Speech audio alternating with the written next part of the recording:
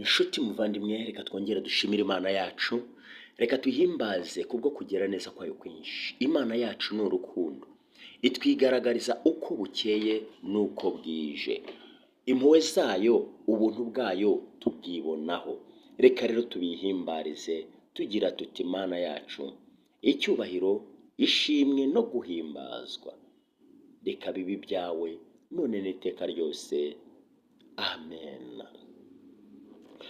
Reka rero mbahe ikaze mu byigisho by'ishuri ryo ku isabato, ibyigisho biyobora abakozi kwiga Bibiliya, ibyigisho bitegurwa n'itorero ry'Abadiventisiti b'umunsi wa karindwi. Ibi bitegurwa hakurikijwe igihembwe. Igihembwe turimo ni icya gatatu cy'umwaka w'ibihumbi 2025. Turi kwiga amigisho y'igitabo cyo kuva. Igitabo cyo kuva nicyo turi gusesengura. Twabonye uguhamagarwa kwa Mose, twabonye uburetwa bw'Abisirayeli mu gihugu cya Egiputa, twabonye Farawo uburyo yahinze umushyitsi amaze kubona Abisirayeli bagwira. Turacyakomeje kureba n'ibindi. Reka rero mbibutse yuko uyu munsi turi mu cyigisho cya kane cy'iki gihembwe. Icyigisho cya kane kitubwira ngo ibyago. Icyo kwibukwa cyacyo kiboneka mu gitabo cyo kuva igice cya 9 umurongo wa 35, hari amagambo atubwira ngo umutima wa Farawo uranangira, ntiyareka Abisirayeli bagenda uko Uwiteka yavugiye mu kanwa ka Mose. Uwiteka yari yarabwiye Mose ko nubwo amutumye azanangira umutima wa Farawo, ariko ibi byari kugira ngo Egiputa imenye Imana. Ingingo yo ku isabato nimugoroba reka tuyinyuremo. Umuhinzi yageragezaga gutuma indogobe ye igenda. Iyo nyamaswa yabanje kwanga kugenda. Ibyo byatumye uwo muhinzi afata inkoni nini maze arayikubita. Yongeye kuvugisha iyo ndogobe, none itangira kugenda.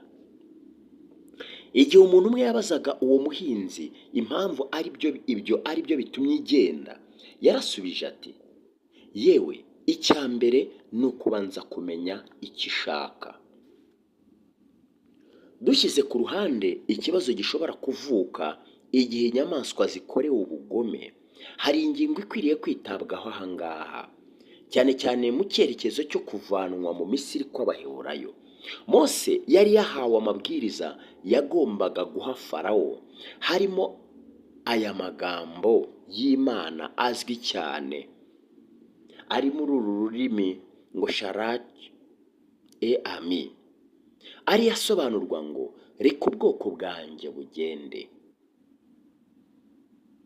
Aya magambo yari yabwiwe Mose ngo ayabwire Farawo, reka ubwoko bwanjye bugende. Nyamara Farawo ntiyashakaga ko abo bantu bagenda. Ibyanditswe byera ntabwo bisobanura neza impamvu yateye Farawo kwanga, usibye gutinya ko Abaheburayo bashobora kwifatanya n'ababisha babo bakarwanya Abanyamisiri. Nk'uko ubusanzwe ariko bikunze kuba ku nkorera gahato, impamvu zari zishingiye ku bukungu. Bari abakozi bakorera igihugu, nta byinshi batanzweho. Akaba rero atarashakaga ko igihugu cye kibura ayo mahirwe, kigahomba iby'izo nkorera gahato zinjirizaga icyo gihugu. Niyo mpamvu yari akeneye gushyirwaho igitutu kimwumvisha kugira ngo ahindure ibitekerezo bye. Farawo yari yanangiye, agaragaza ko atagomba kurekura ubu bwoko. Kandi Uwiteka nawe igihe cyo gucyura ubwoko cyari kigeze. Byari kugenda gute?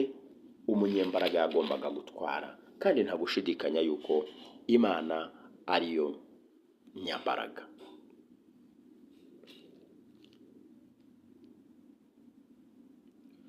Aha iyo witegereje amagambo ari mu gitabo cyo kuva igice cya 1 umurongo wa 10, Abisirayeli bagize ubwoba bukomeye cyane, bituma bavuga aya magambo ngo nimuze tubashakire ubwenge be kugwira, bikazatuma bafatanya n'ababisha bacu, habaho intambara bakaturwanya bakava mu gihugu cyacu.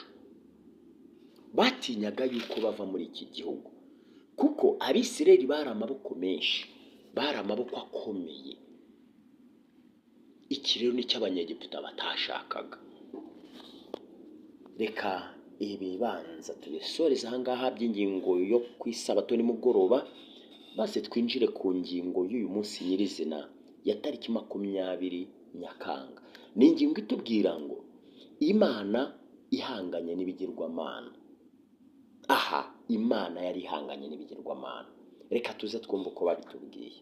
Data mwiza, abana bawe dukomeje kwiga ijambo ryawe, udufashe turisobanukirwe, turikure mu byabayeho bya kera, turizane mu bihe turimo, kandi ritureme, ridukuze mu izina rya Yesu, amen.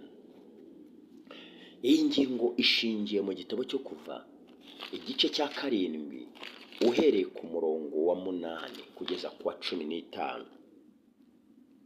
Umurongo wa 8 w'igice cya 7 baratubwiye ngo Uwiteka abwira Mose na Aroni ati, Farawo nababwira ati mukore igitangaza kibahamye, ubwira Aroni iti enda inkoni witwaje uyijugunye hasi imbere ya Farawo kugira ngo ihinduke inzoka. Mose na Aroni binjira kwa Farawo bakora icyo Uwiteka yabategetse.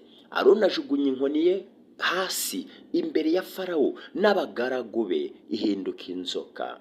Farawo nawe ahamagaza abahanga n'abarozi aribo bakonikoni ba Egiputa, nabo babigenza batyo babikoresheje uburozi bwabo. Umuntu wese muri bo ajugunya inkoni ye hasi, izo nkoni zose ziba inzoka, maze inkoni ya Aroni imira izabo. Umutima wa Farawo uranangira, ntiyabumvira uko Uwiteka yari yarabivuze. Bakoze ibimenyetso n'ibitangaza.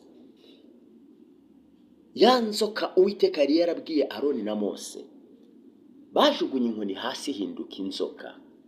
Ariko icyo gitangaza abakonikoni nabo babashije kukigana, baragikora, kuko bose bari bitwaje inkoni, nabo bazijugunya hasi zihinduka inzoka. Ariko hari igikomeye cyane, inkoni ya Mose cyangwa se inzoka Mose na Aroni bakoze yahise itoragura bwa buyoka bwose irabumira. Komeye cyane. Iki cyari ikimenyetso gihagije kugira ngo babone yuko Uwiteka ari Imana.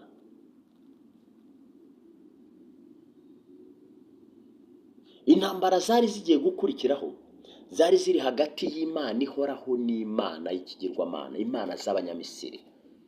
Icyatumye ibintu birushaho kuba bibi nuko Farawo ubwe yifataga nk'imwe muri izo mana. Nshuti muvandimwe, Farawo nawe ubwe yari yarigize nk'Imana. Uwiteka Imana ntabwo yarwanyaga Abanyamisiri cyangwa igihugu cya Misiri, ahubwo yarwanyaga ibigirwamana byabo. Reka nkwibutse yuko Abanyamisiri basengaga ibigirwamana n'ibigirwamanakazi birenga 1,500. Tekereza nawe, igihugu gifite imana zirenga 1,500. Byari bikomeye. Aba bagombaga gukeburwa bakamenya Imana yo mu ijuru. Isomo ryo muri Bibiliya risobanura ko ngo n'Imana z'Abanyegiputa n'ibigirwamana by'Abanyegiputa zose nzasohoza amateka nziciriyeho, ndi Uwiteka. Na nyuma yaho hongeye gushimangirwa ko muri icyo gihe, igihe urugendo rw'Abisirayeli bava mu Egiputa rwatangiraga, basize bagihamba imfura zabo zose, Uwiteka yiciye hagati muri bo. No ku Mana Uwiteka yari yashoje amateka aziciriyeho. Nshuti muvandimwe, Uwiteka yakoze ibishoboka byose kugira ngo ahangane n'ibigirwamana byo mu Egiputa.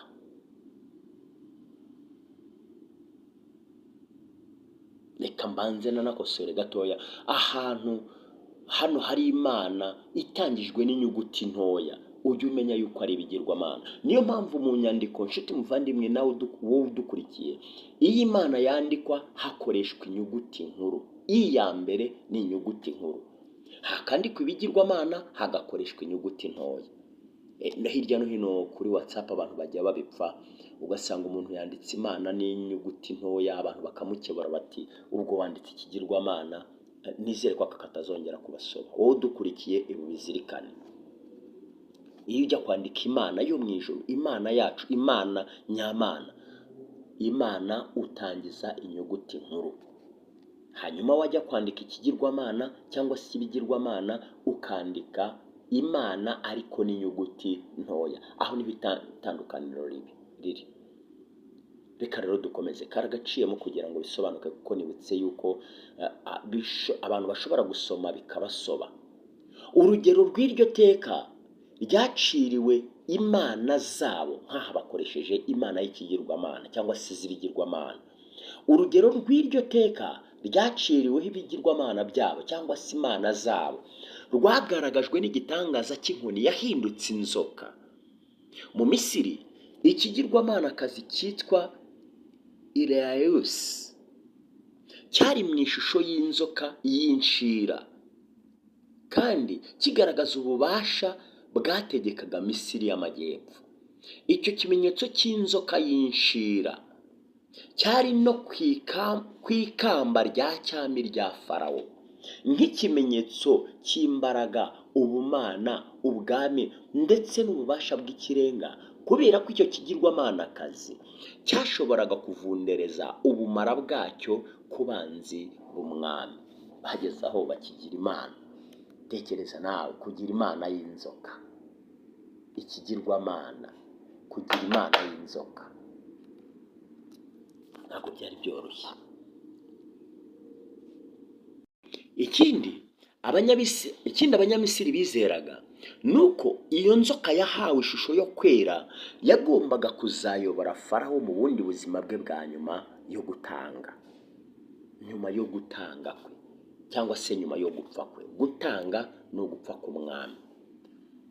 Igihe inkoni ya Aroni yahindukaga inzoka maze ikamira izindi nzoka imbere y'umwami, ubuhangange bw'Imana ihoraho burenze ubw'abakorikori n'abarozi bo mu Misiri bwarigaragaje.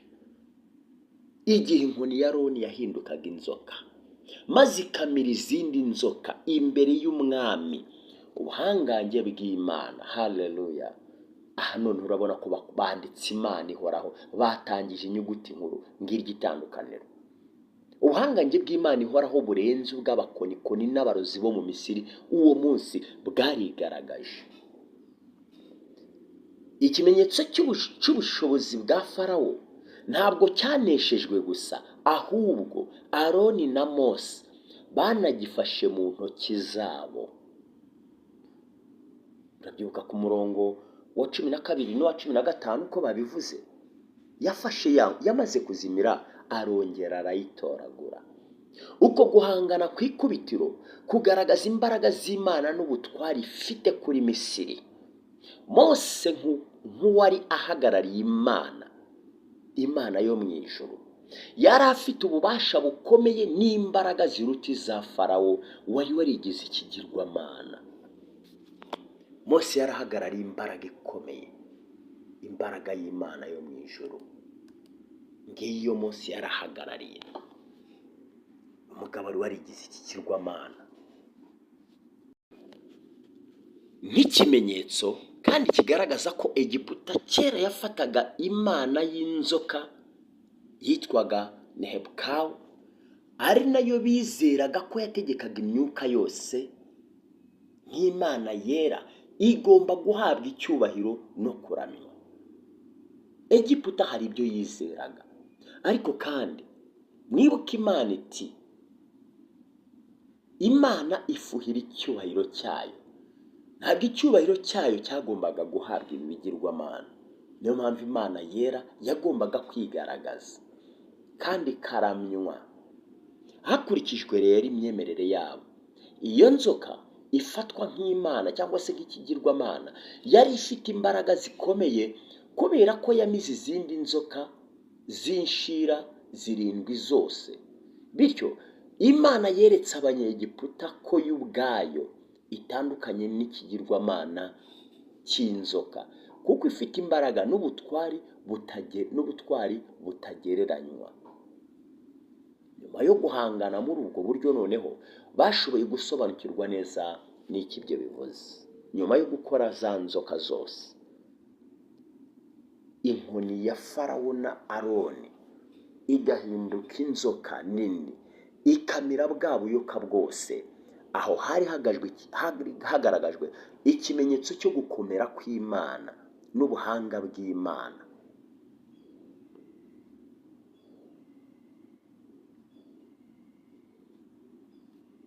Nibyo babashe kwigana iby'Imana, ariko kandi hari imbaraga bari babuze. Ni mu buhe buryo twakwemerera Uwiteka kugira ububasha ku bigirwamana byose bishaka gutegeka imibereho yacu?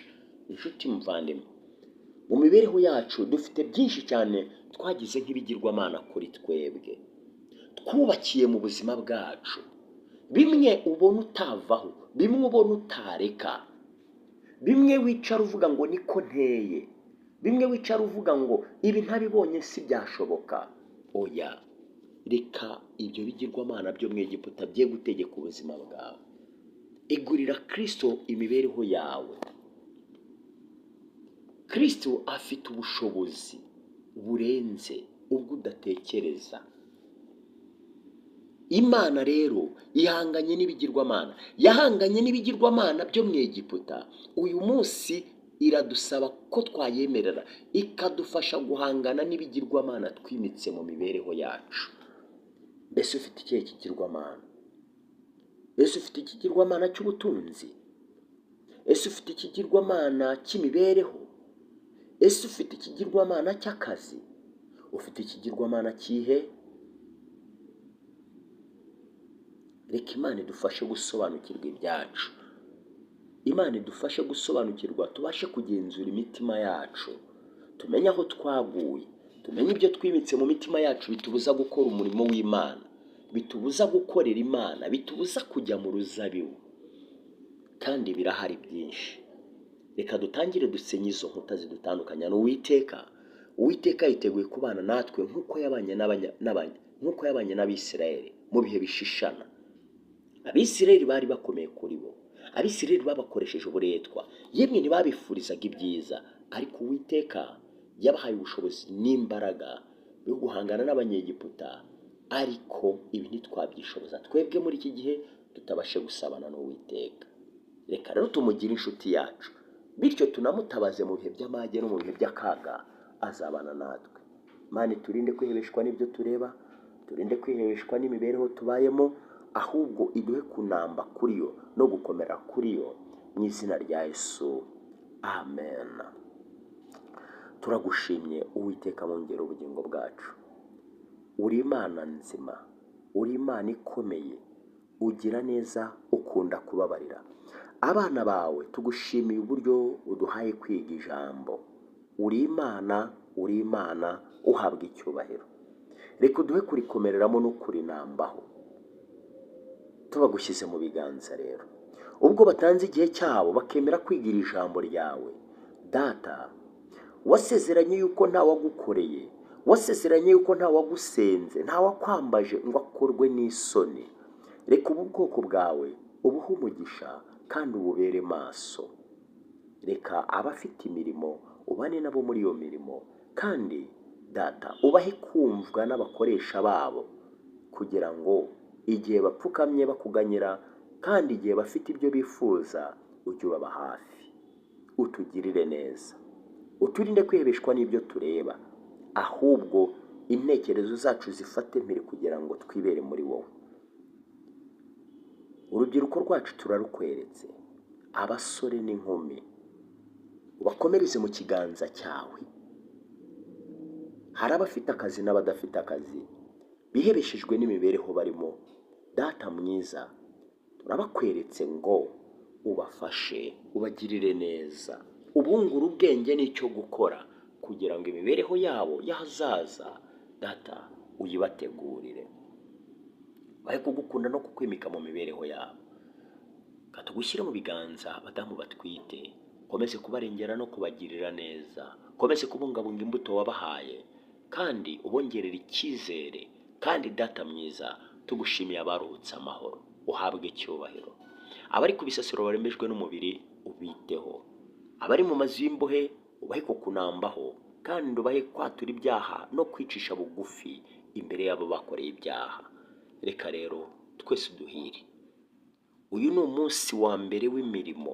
Turagusabye ngo ubwo dutangiye icyumweru uducishe bugufi, uduhe ubwenge mvajuru, uturinde kwiremereza, uduhagararire nk'Imana. Ubuntu n'amahoro bituruka kuri wowe bigwire muri twebwe. Aba bana bawe bagiye guhaguruka batangira icyumweru cy'imirimo bashakisha imibereho, ubahire. Aho bagiye kwerekeza, Data, bahagirire umugisha, ubatangirire, ubagire imbere, kugira ngo bataratangira gukora, bataratangira kuvuga, Data, ijambo ryabo ryumvirwe bitewe n'imbaraga mvajuru. Ubuntu n'amahoro bituruka kuri wowe bikomeze kubana natwe, abatugana natwe mu bushobozi bwacu no mu mibereho yacu, uduhe kubabera umugisha, kugira ngo izina ryawe ryererezwe hose.